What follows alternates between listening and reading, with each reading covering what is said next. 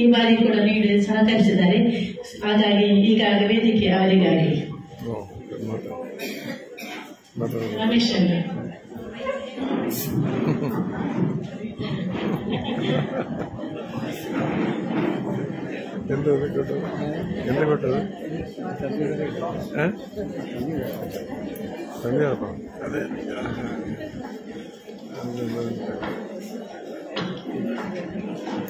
ವೇದಿಕೆಯಲ್ಲಿ ಆಸೀನರಾಗಿರುವ ಗಣ್ಯರೇ ಹಾಗೂ ನೆರೆದಿರುವ ಮಹಿಳಾ ಸಾಧಕರೇ ಹಾಗೂ ಸ್ಪರ್ಧಿಗಳೇ, ಎಲ್ಲರಿಗೂ ನಮಸ್ಕಾರ.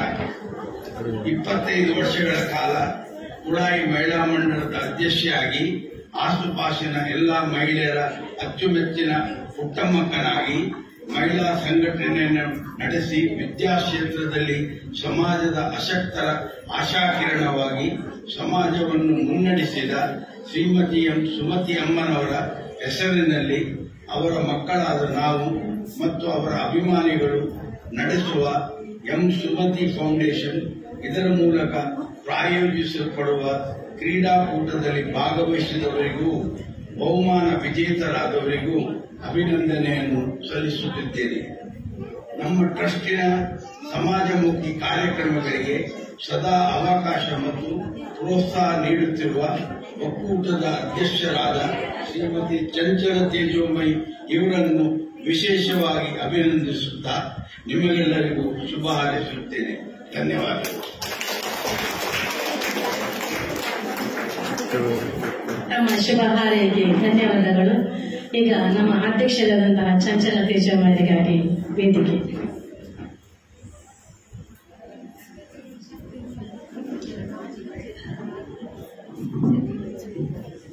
ಎಲ್ರಿಗೂ ನಮಸ್ಕಾರ. ವಿಶ್ವ ಮಹಿಳಾ ದಿನಾಚರಣೆಯ ಪ್ರಯುಕ್ತ ನಡೆದ ಸ್ಪರ್ಧಾಕೂಟ ಬೆಳಿಗ್ಗೆ ಆಯಿತು. ಈಗ ಮಧ್ಯಾಹ್ನ ಉದ್ಘಾಟನಾಕಾರರಾಗಿ ನಮಗೆಲ್ಲ ಆಗಮಿಸಿದಂತಹ ಶ್ರೀನಿವಾಸ್ ಸಮೂಹ ಸಂಸ್ಥೆಯ ನಿರ್ದೇಶಕರಾದಂತಹ ಶ್ರೀಮತಿ ವಿಜಯಲಕ್ಷ್ಮಿ ಅವರೇ, ಹಾಗೆ ನಮ್ಮ ಆತ್ಮೀಯರು, ಯಾಕಂದ್ರೆ ಸುರೇಶ್ ರೈ ಹೇಳಿದ ಹಾಗೆ ನನಗೆ ಅವರ ಪರಿಚಯ ಈಗದ್ದಲ್ಲ, ಸಾಧಾರಣ 25-35 ವರ್ಷಗಳ ಹಿಂದಿನ ಪರಿಚಯ. ಆಗಿದ್ದ ಸುರೇಶ್ ರೈಗೂ ಈಗಿದ್ದ ಸುರೇಶ್ ರೈಯನ್ನ ನೋಡುವಾಗ ಹಾಗೇ ಇದ್ದಾರೆ.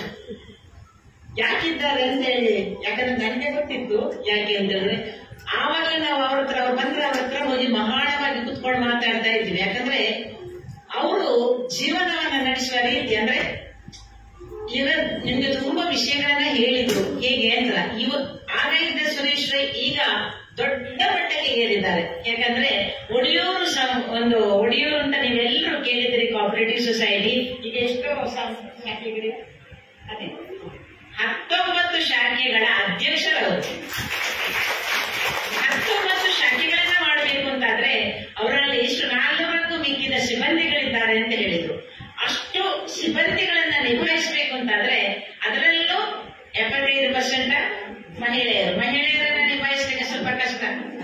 90% ಮಹಿಳೆಯರು. ಯಾಕಂದ್ರೆ ಅವರಿಗೆ ಮಹಿಳೆಯರಿಗೆ ಯಾವಾಗಲೂ ಸಮಸ್ಯೆಗಳು ಜಾಸ್ತಿ. ಆದ್ರಿಂದ ಅಂತ ಮಹಿಳೆಯರನ್ನ ನಿಭಾಯಿಸಿಕೊಂಡು ಅಷ್ಟು ದೊಡ್ಡ ಸಂಸ್ಥೆಯನ್ನ ಕಟ್ಟಿಕೊಂಡು ರಾಷ್ಟ್ರೀಯ ಏನೋ ಅವರದೇ ಆದಂತ ಸ್ವಂತ ಒಂದು ಬಿಲ್ಡಿಂಗ್ ಅನ್ನ ಮಾಡಿದ್ದಾರೆ. ಅಲ್ಲಿ ನಮ್ಮ ಪಂಪ್ ಹತ್ರ ಮಾಡಿದ್ದಾರೆ. ಅಂದ್ರೆ ಆ ಎತ್ತರಕ್ಕೆ ಇರಿಸ್ಕೊಂಡು ಹೋಗ್ಬೇಕಿದ್ರೆ ಅವರ ಮನೋಶಕ್ತಿ, ಅಂದ್ರೆ ನಾನು ಈಗ ನಮ್ಗೆ ಹೇಳಿದ್ರಲ್ಲ ಅವರು, ಅದು ಹಾಗೆ ಅದಾಗ್ಲೇಬೇಕು, ಮಾಡ್ಲೇಬೇಕು ಅನ್ನೋ ಆ ಚಿಂತನೆಯಿಂದ ಇವತ್ತು ನಮ್ಮೆಲ್ಲರಿಗೂ ಒಂದು ಉತ್ಸಾಹಭರಿತವಾದ ಮಾರ್ಗದರ್ಶಿ ಅಂತ ಹೇಳ್ಬೋದು. ಅಂತ ಒಂದು ಸುರೇಶ್ ರೈ ಅವರು ನಮ್ಮನ್ನೇ ಇರೋದು ನಮ್ಗೆಲ್ಲರಿಗೂ ಬಹಳವಾದಂತಹ ಒಂದು ಸಂತೋಷದ ವಿಷಯ. ಇನ್ನೊಬ್ಬ ಅತಿಥಿ ನಮ್ಮ ಅನುಪಮರವರಿಗೆ ಹೋದ ವರ್ಷ ನಾವು ನಮ್ಮ ವಿಶ್ವ ಮಹಿಳಾ ದಿನಾಚರಣೆ ದಕ್ಷಿಣ ಕನ್ನಡ ಜಿಲ್ಲಾ ಮಹಿಳಾ ಒಕ್ಕೂಟ ಆಯೋಜಿಸಿದ ಇದರಲ್ಲಿ ಅವರಿಗೆ ನಾವು ಸನ್ಮಾನ ಮಾಡಿದ್ವಿ. ನಿಮ್ಗೆಲ್ಲರಿಗೂ ನೆನಪಿರಬೇಕು. ಸನ್ಮಾನ ಮಾಡುವಾಗ ನಾವು 15 ಜನರನ್ನ, ದಕ್ಷಿಣ ಕನ್ನಡ ಜಿಲ್ಲೆಯಲ್ಲಿ ನಾವು 15 ಜನರನ್ನ ಗುರುತಿಸಿಕೊಂಡ್ವಿ. ಅಂದ್ರೆ ಸಮಾಜದಲ್ಲಿ ಎಳಮರೆಯ ಕಾಯಿಗೆ ಹಾಗೆ ಇದ್ದು ಸಮಾಜಕ್ಕೆ ಕೊಡುಗೆ ನೀಡಿದಂತಹ ಒಬ್ಬ ಮಹಿಳೆಯರನ್ನ ನಾವು ಗುರುತಿಸುವಾಗ ನಮಗೆ ಅನುಪಮ ಅವರ ಹೆಸರು ಬಂತು. ಅನುಪಮ ಅವರು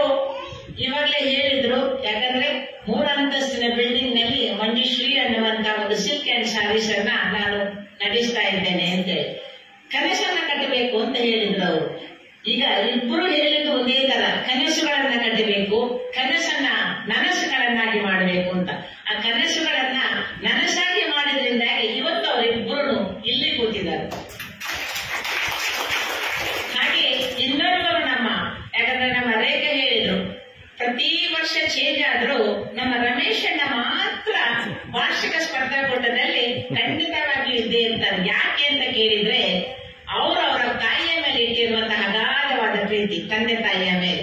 ನಮ್ಮ ಅಮ್ಮನ, ನಮ್ಮ ತಂದೆಯ, ತಾಯಿಯ ಹೆಸರು ಯಾವತ್ತೂ ಚಿರವಾಗಿ ಉಳಿಬೇಕು ಅಂತಾದ್ರೆ ಅದರಲ್ಲಿ ಏನಾದ್ರೂ ಕೊಡುಗೆಯನ್ನ ಸಮಾಜಕ್ಕೆ ನೀಡ್ತಾ ಇರಬೇಕು. ಆ ಸಮಾಜಕ್ಕೆ ಅವರು ಕೊಡುಗೆಯನ್ನ ನೀಡ್ತಾ ಇರೋದ್ರಿಂದ ನಮ್ಗೆಲ್ರಿಗೂ ಅಪ್ಪ ಅಮ್ಮ ಇಲ್ವಾ? ಎಲ್ರಿಗೂ ಇದ್ದಾರೆ. ಆದ್ರೆ ಶಂಕರನಾರಾಯಣಯ್ಯ ಅಂತ ಹೇಳಿದ್ರೆ ಎಲ್ರಿಗೂ ಗೊತ್ತಿದೆ. ಯಾಕೆ?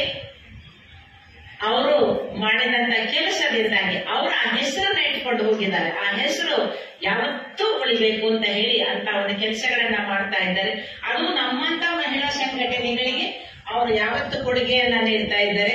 ಅದರಲ್ಲೂ ಅವರ ನಿನ್ನೆಯ ಒಂದು ಕೊಡುಗೆ ಅಂತ ಹೇಳಿದ್ರೆ ಅದು ಏನು ಬಯಸದೆ ಬಂದ ಭಾಗ್ಯ ನನಗೆ ಅಂತ ನಾವು ಅಂದುಕೊಂಡಿವಿ. ಯಾಕಂದ್ರೆ ನಿನ್ನೆ ನಮ್ಮ ಮಹಿಳಾ ಜಾಥಾ ಆಯ್ತು. ಬಹಳ ಒಂದು ನಿಮ್ಮೆಲ್ಲರ ಸಹಕಾರದಿಂದಾಗಿ ಅತ್ಯದ್ಭುತವಾದಂತಹ ಮಹಿಳಾ ಜಾಥಾ ಆಯ್ತು.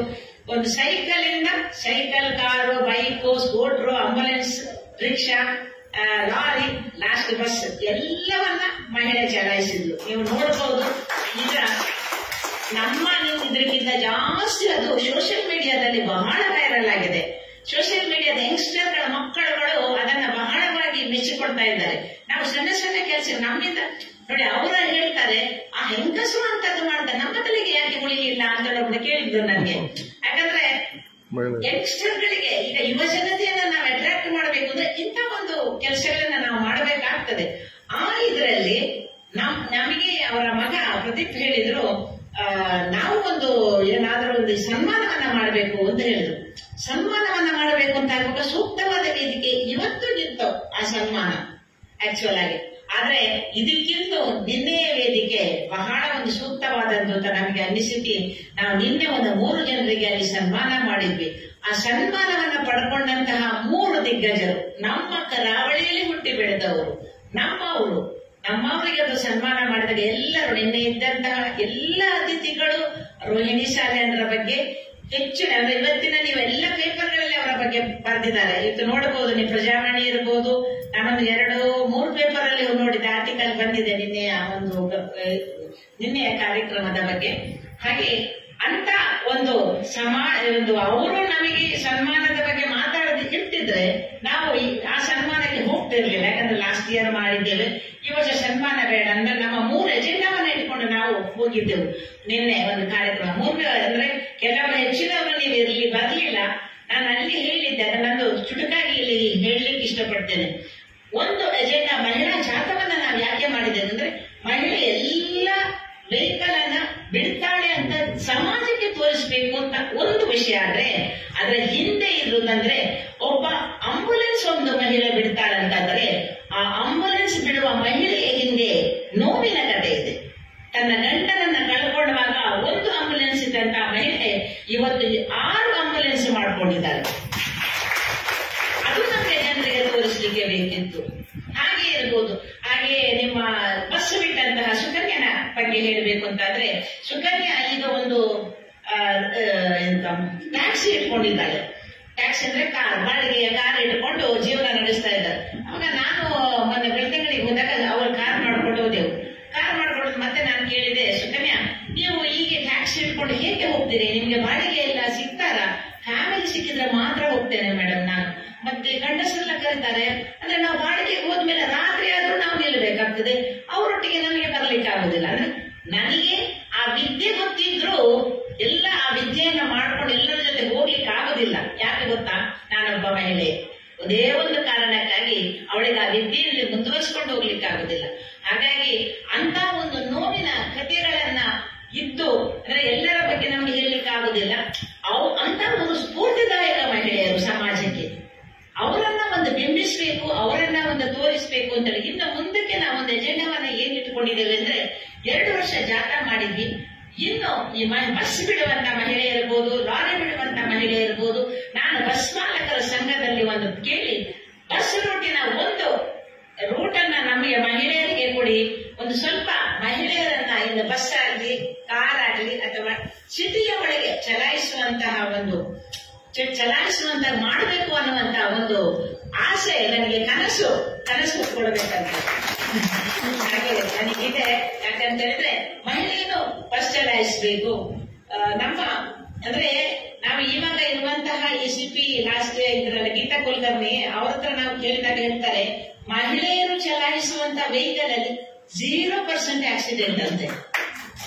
ಯಾಕೆ ಗೊತ್ತಾ, ನಮಗೆ ನಾವು ತಿಳ್ಕೊಂಡದ, ನನಗೂ ಹಾಗೆ, ನಾನು ಡ್ರೈವಿಂಗ್ ಮಾಡಬೇಕಿದ್ದಾಗ ಯಾವಾಗ ಹೇಳಿಕೊಂಡು ಇದು ಪುರುಷರು ಹೋದು ಗ್ರೌಂಡ್ ಕಲ್ಪಲಿ ಒಕ್ಕವಲೆ ಅಂತೇಳಿ ಹೇಳ್ತಾರೆ. ಅಂದ್ರೆ ಕುಹಕದ ಮಾತುಗಳನ್ನ ನಾವು ಸಹ ಎಷ್ಟು ಸಹ ಕೇಳ್ತೇವೆ. ಅದನ್ನೆಲ್ಲ ಕ್ಯಾರ್ ಮಾಡಬಾರ್ದು, ಹೋಗ್ಬೇಕು, ಆಚೆ ಹೋಗ್ತಾನೆ ಇರಬೇಕು. ಯಾಕಂದ್ರೆ ಪುರುಷ ಪ್ರಧಾನವಾದ ಸಮಾಜ ನಿಮಗೆ ಅಲ್ಲ, ಆದ್ರೆ ಇದು ಖಂಡಿತವಾಗಿಯೂ ಪುರುಷ ಪ್ರಧಾನವಾದ ಸಮಾಜ ನಮ್ದು. ಆದ್ರೆ ನಾವುಗಳು ಏನು, ನಮ್ಮೊಳಗೆ ಆತ್ಮಶಕ್ತಿ ಇರಬೇಕು. ನಾನು ಮಾಡಬಲ್ಲೆ, ನಾನು ಮಾಡ್ತೇನೆ. ಮೊದಲು ನಾವು ನಮ್ಮನ್ನ ತಿಳ್ಕೊಳ್ಬೇಕು. ನನಗೆ ಸಾಧ್ಯತೆ ಉಂಟು ಅಂತ ಹೇಳಿ, ನನಗೆ ಸಾಧ್ಯತೆ ಇಲ್ಲ ಯಾರು ಹೇಳಿದ್ರು ನಿಮ್ಗೆ ಆಗುದಿಲ್ಲ ಹೇಳಿದ್ರು, ಇಲ್ಲಪ್ಪ ನಾನು ಮಾಡ್ತೇನೆ. ಇವತ್ತು ಈಗ ಸುರೇಶ್ ಅವರು ಹೇಳಿದ್ರು, ಇಚ್ಛಾಶಕ್ತಿ ಬೆಳಿಗ್ಗೆ ರಾತ್ರಿ ಪ್ರತಿ ದಿವಸ ನಮ್ಮ ಪಾಸಿಟಿವ್ ನಾವು ಅದನ್ನ ಥಿಂಕ್ ಮಾಡ್ತಾ ಹೋದ್ರೆ ನಮ್ಗೆ ಈಗ ಬಿಲ್ಡಿಂಗ್ ಕಟ್ಟುವಾಗ ಈ ಬಿಲ್ಡಿಂಗ್ ಯಾವಾಗ್ಲೇ ಫಸ್ಟ್ ಗೆ ನಮ್ಗೆ ಹೇಗೋ ಬೆರ್ಲೆಸ್ ಅಂತ ಹೇಳಿದ್ರು, ಆ ಕಟ್ಟಿಗೆ ಅಂತ ಹೇಳಿದ್ರು. ಫಸ್ಟ್ ಗೆ ನಮ್ಗೆ ಖುಷಿ ಮಾಡಿದ್ರು, ನಾವು ಸಹ ಮಾಡಿದ್ದೇವೆ. ಹಾಗೆ 1 ಫ್ಲೋರ್ ಆಯ್ತು, 2ನೇ ಫ್ಲೋರ್ ಮಾಡಿದ್ವಿ, ಈಗ 3ನೇ ಫ್ಲೋರ್ ಇದು ಹಾಕಿದ್ದೀವಿ, ಸ್ಲ್ಯಾಬ್ ಹಾಕಿದ್ದೀವಿ. ಕಂಪ್ಲೀಟ್ ಮಾಡ್ಲಿಕ್ಕೆ ಆಗ್ತಾ ಇಲ್ಲ. ಆದ್ರೂ ಕನಸನ್ನ ಈ ವರ್ಷ ಆದ್ರೂ ಮಾಡ್ಲೇಬೇಕು. ಅಲ್ಲಿ ಕೂತ್ಕೊಂಡು ಎಲ್ಲ ಡ್ಯಾನ್ಸ್ ಇಲ್ಲಿ ಮಾಡುವಾಗ ನನಗೆ ಅನಿಸಿತ್ತು ಏನಂತ ಹೇಳಿದ್ರೆ, ಈ ಸ್ಟೇಜ್ ಸಾಕಾಗಲ್ಲ ಇವರಿಗೆ, ಹಲಕೆ ಡ್ಯಾನ್ಸ್ ನಮಗೆ ನೋಡುವಾಗಾಯ್ತು, ತಲೆಯಲ್ಲಿ ಅದ್ರ ಮೇಲಕ್ಕೆ ಆಗ್ತದ ಅಂತ ನಾನು ಬಹಳವಾಗಿ ಅದನ್ನ ನೋಡ್ತಾ ಇದ್ದೆ. ಹಾಗಾಗಿ ಆ 3ನೇ ಫ್ಲೋರ್ ಅಲ್ಲಿ ನಾವು 2nd ಫ್ಲೋರ್ ಅಲ್ಲಿ ದೊಡ್ಡ ಸ್ಟೇಜ್ ಇಟ್ಟಿದ್ದೇವೆ, ಎತ್ತರವಾಗಿ ಕಟ್ಟಿದ್ದೇವೆ. ಬರುವ ವರ್ಷಕ್ಕಾಗುವಾಗ ನಿಮ್ಮೆಲ್ಲರ ಸಹಕಾರ ನಮಗಿದ್ರೆ ಖಂಡಿತವಾಗಿಯೂ ಆ 1 ಫ್ಲೋರ್ ಅನ್ನು ಕಂಪ್ಲೀಟ್ ಮಾಡಿ ನೆಕ್ಸ್ಟ್ ಇಯರ್ಗೆ ನಾವು ಅಲ್ಲಿ ಮಾಡುವಂತೆ ಭಗವಂತ ನಮಗೆ ಅನುಗ್ರಹಿಸಿ ಅಂತೇಳಿ ನಿಮ್ಮೆಲ್ಲರ ಸಹಕಾರವನ್ನ ನಾನು ಕೊಡ್ತಾ ಇದ್ದೇನೆ. ಹಾಗೆ ಇನ್ನೊಂದು ವಿಷಯ ಅಂದ್ರೆ ಸ್ಪರ್ಧೆ ಅಂದ್ರೆ ಬೆಳಿಗ್ಗೆ ನಾವೆಲ್ಲ ಮಾತಾಡಿದ್ವಿ ಸ್ಪರ್ಧೆಯ ಬಗ್ಗೆ. ಅದರ ನೀವೆಲ್ಲರೂ ಕಾದ್ರೂರಿನ ನಮ್ಮ ಮಾತುಗಳನ್ನ ಕೇಳಲಿಕ್ಕೆ ಕೂತ್ಕೊಳ್ಳಿಲ್ಲ ಅಂತ ನನಗೆ 100ಕ್ಕೆ 100% ಗೊತ್ತೇ ಉಂಟು.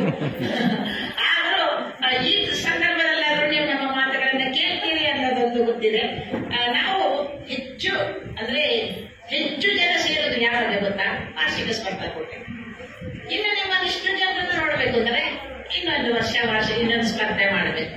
ಹಾಗಿರಬಾರ್ದು. ಯಾಕೆ ಗೊತ್ತಾ, ಪ್ರತಿ ತಿಂಗಳು ನಾವು ಇಂಥ ವ್ಯಕ್ತಿಗಳನ್ನ ಬೇರೆ ಬೇರೆ ರಂಗಗಳಲ್ಲಿ ಸಾಧನೆಗಿದ್ದವರನ್ನ ತಂದು ನಿಮ್ಮ ಮುಂದೆ ನಾವು ನಿಲ್ಲಿಸ್ತಾ ಇದ್ದೇವೆ.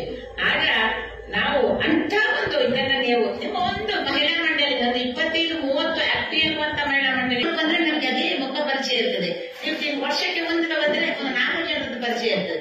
ನಾವು 1 ತಿಂಗಳಲ್ಲಿ 1 ಮಹಿಳಾ ಮಂಡಳಿಯವರಿಗೆ ಕೊಡ್ತೀವಿ. ನೀವು ಏನ್ ಬೇಗ ನೀವು ಮಾಡಿ. ಈ ಸಲ ಅಕ್ಕ ಮಹಾದೇವಿ ಅವರು ಮಾಡಿದ್ರು, ಮತ್ತೆ ಇವರು ಶರ್ಮಿಳಾ ಅವ್ರದ್ದು ಶಾರದಾ ಮಹಿಳಾ ಮಂಡಳಿ ಮಾಡಲಿಲ್ಲ, ಇಲ್ಲ ಯಶಸ್ವಿನಿ ಮಹಿಳಾ ಮಂಡಳಿ ಅವರು ಮಾಡಿದ್ರೆ 1 ದಿವಸದಲ್ಲಿ 2ನೇ ಶನಿವಾರ ಪೂರ್ತಿಯಾಗಿ ನಿಮಗೆ ನೀವು ಏನು ಮಾಡ್ತೀರಾ, ನೀವೇ MC ಮಾಡಿ, ನೀವೇ ಇದು ಮಾಡಿ. ಆಗ ಏನಾಗ್ತದೆ, ನಿಮ್ಮ ಇಡೀ ಮಂಡಲದವರದ್ದು ಪರಿಚಯ ನಮಗಾಗ್ತದೆ.